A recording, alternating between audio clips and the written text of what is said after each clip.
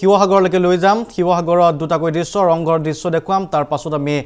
জেং বিহুৰ পৰিবেশন দেখুৱাম প্ৰথমতে মই ৰংঘৰ বাকৰিলৈকে যাব বিচাৰিছো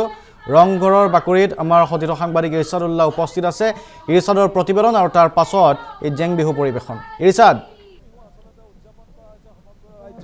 আৰু কাৰেঙৰ যি তলাতল ঘৰৰ বাকৰি যি গুমচেং হুঁচৰি দলে ইতিমধ্যে হুঁচৰি পৰিৱেশন কৰি আছে তাৰ মাজত আমি যাম তাৰ আগতে উদ্যোক্তা আছে তেওঁলোকৰ লগত কিছু কথা পাতিম প্ৰস্তুতি কেনেকুৱা কি ক'ব নহয় আমি অসমীয়া যুৱ মঞ্চ আৰু অসমীয়া মহিলা মঞ্চ জয়সাগৰ আঞ্চলিক সমিতি আৰু সমূহ জয়সাগৰবাসী ৰাইজৰ সহযোগত দ্বিতীয় বৰ্ষৰ বাবে ঐতিহাসিক তলাতল ঘৰৰ বাকৰিত মুকলি বিহু আয়োজন কৰিছোঁ আমাৰ দিনটো আচলতে আজি পতাকা উত্তোলন বৃক্ষৰোপণ স্মৃতি তৰ্পণ ইতিমধ্যে হৈ গৈছে ইয়াৰ পাছতেই ৬-৭ যোৰা আমন্ত্ৰিত হুঁচৰি দলে অনুষ্ঠান পৰিৱেশন কৰিব তাৰপিছত জাতি জনগোষ্ঠীয় বহুকেইটা দলৰ অনুষ্ঠান আছে তাৰ পাছতে আমি সন্ধিয়াৰ ভাগলৈ তলাতলৰ চেংনাং নামেৰে এখনি স্মৃতি গ্ৰন্থৰ শুভ উদ্বোধনী উন্মোচন কৰা হ'ব তাৰ পাছতে সন্ধিয়ালৈ বিশিষ্ট আপোনাৰ কণ্ঠশিল্পী বিপুল চেতিয়া ফুকনক সম্বৰ্ধনা অনুষ্ঠান এটা ৰাখিছোঁ আৰু সাংস্কৃতিক জগতৰ বহুকেইগৰাকী আচলতে কলা কুশলীক আমি সম্বৰ্ধনা অনুষ্ঠান ৰাখিছোঁ আৰু ইয়াৰ লগতে 10গৰাকী বিশেষ ব্যক্তিক আজি বিভিন্ন ক্ষেত্ৰত অৰিহণা আগবঢ়োৱা 10গৰাকী বিশেষ ব্যক্তিক আমি সম্বৰ্ধনা অনুষ্ঠান এটা কৰি আচলতে এনেধৰণৰ কাৰ্যসূচী কিছুমানে আমি দ্বিতীয় বাৰ্ষিক মুকলি বিহুটো উদযাপন কৰাৰ ব্যৱস্থা গ্ৰহণ কৰিছোঁ উদ্যোক্তাসকলে তেওঁলোকে আজি কাৰ্যসূচীৰ বিষয়ে সম্পূৰ্ণ ক'লে আৰু গুমচেং হুঁচৰি দলে ইতিমধ্যেই তলাতল ঘৰ বাকৰিত হুঁচৰি পৰিৱেশনৰ যি মুহূৰ্ত সেই মুহূৰ্তৰ মাজলৈ আমি লৈ যাব চেষ্টা কৰিছোঁ